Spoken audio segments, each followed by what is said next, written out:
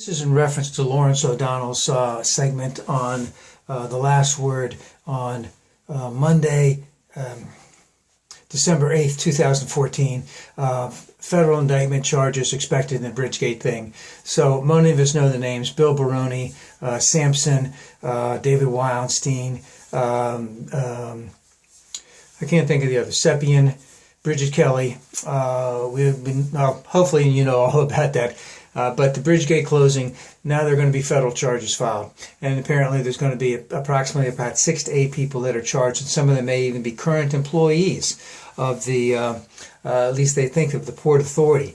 Now, who's the other guy? David Sampson. He was the one that was running the Port Authority.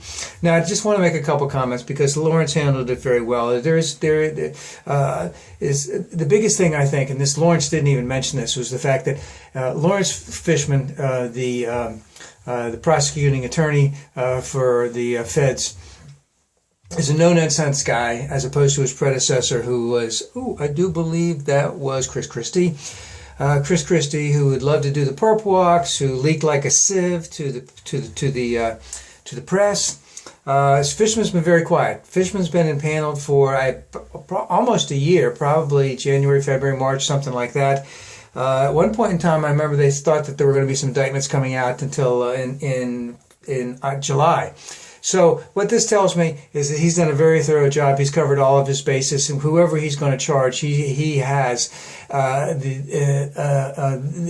the wherewithal to know that that these people are guilty of these things. Whether or not he convinced the jury is another thing, but he has the wherewithal that they have committed a crime, and he is going to charge them, which I think is very, very good. Another thing that came out that was very strange is that when the testimony that blew up the whole Bridgegate thing, because there have been undercurrents about it. The Bridgegate thing started in early September. On December 9th, there was a hearing. Some lady that's now his chief of staff, I believe, was at the hearing.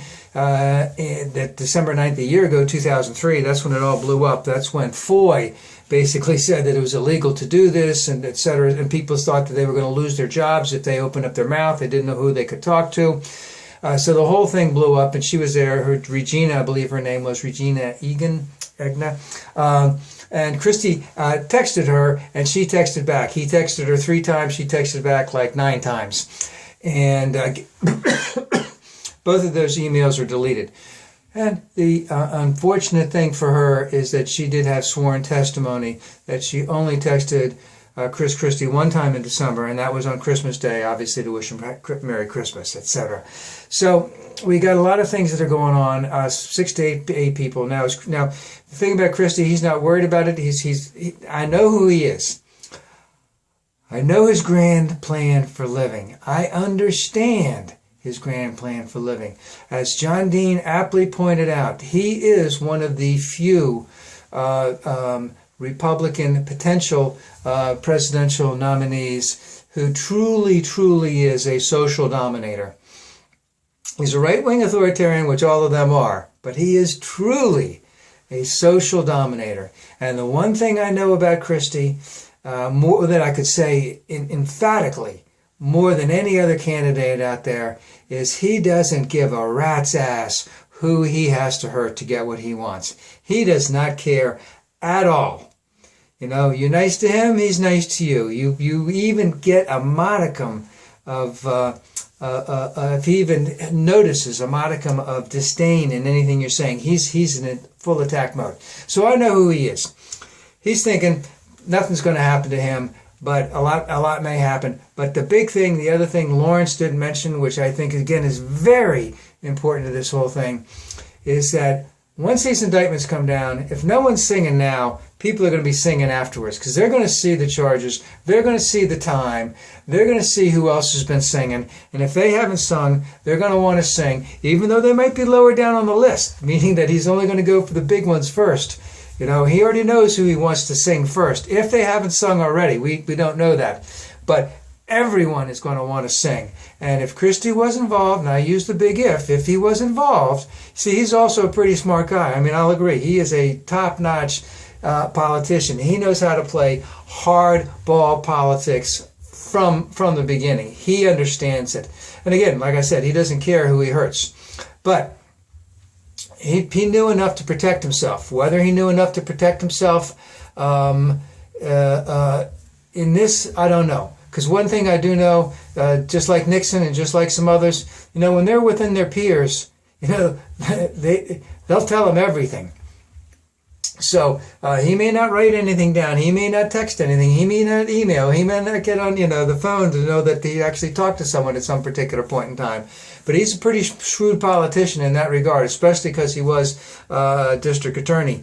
So, but the other thing is, a lot of times these people reveal themselves. I mean, I can't tell you how many times I've gone, in cars with people to go to lunch or something, and someone of color walks by or something, and they have to make that remark because you see they feel safe. I look like a Republican, and there are probably other people in the car too. But I look like a Republican. It's all white guys. We're going to lunch. Hey, you can tell everyone how you feel. Same thing with him when he's with his people, in his meetings. He's the governor. He's running the show. He's telling them what to do. And he is, like I said, he's a social dominator. But, he is a type A1 personality. He's on top of this stuff. He wants to know this stuff. And when they had that listing for 100 people that they wanted to have, he probably was pretty adamant that, hey, if they don't want to play ball with us, we're going to have to take care of them. That's all that they had to hear was something like that. So, indictments are coming up. I guess they decided they wouldn't do it before Christmas because they decided that it was okay to let these people from Christmas. Apparently, some of them have been talking to their friends and indicating that they're looking like they're going to be indicted very, very soon. Again, the trial probably won't come up until the time of the Iowa caucus. None of this is good for Chris Christie. That only leaves with possibly two more corporatists that the big money people would like to get behind, and that would be Jeb, and that would be Mitt Romney again. And as I said once before in an earlier thing, Jeb is looking fat. He's looking feeble. He doesn't look like he's got spunk. Romney's still doing his hair, still looks young, very thin. I don't know which one could do it. Christie, he could be out of the game because of all this. That's the only thing I'm saying. He could be out of the game.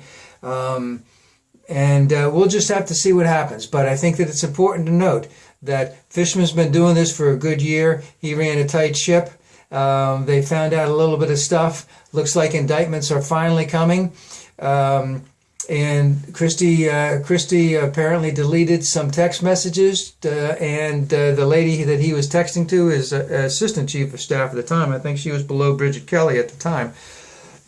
Of course, Bridget Kelly quit right around then too. But she was at the hearing where all this stuff on Bridgegate blew up December 9th, 2013. So the wheels of justice may be turning slowly for some people, and it could really, what do they call that? You let them drift in the wind? That's probably what's going to happen to Christie, because whatever comes out, it's not going to be good. And one other thing about all of this is that there may be other indictments in there about a lot of other shenanigans that were going on. Now, I'm not saying that Christie was involved in any of these things, but he hired all of these people. And they knew, that's another thing about a right-wing authoritarian. They know what the boss wants them to do, and they'll do it. And of course, it's always the unwritten rule that you never let the boss know, because you're the one that's going to take the sword. And maybe a lot of them will take the sword. Maybe a lot of them will sing. We'll see.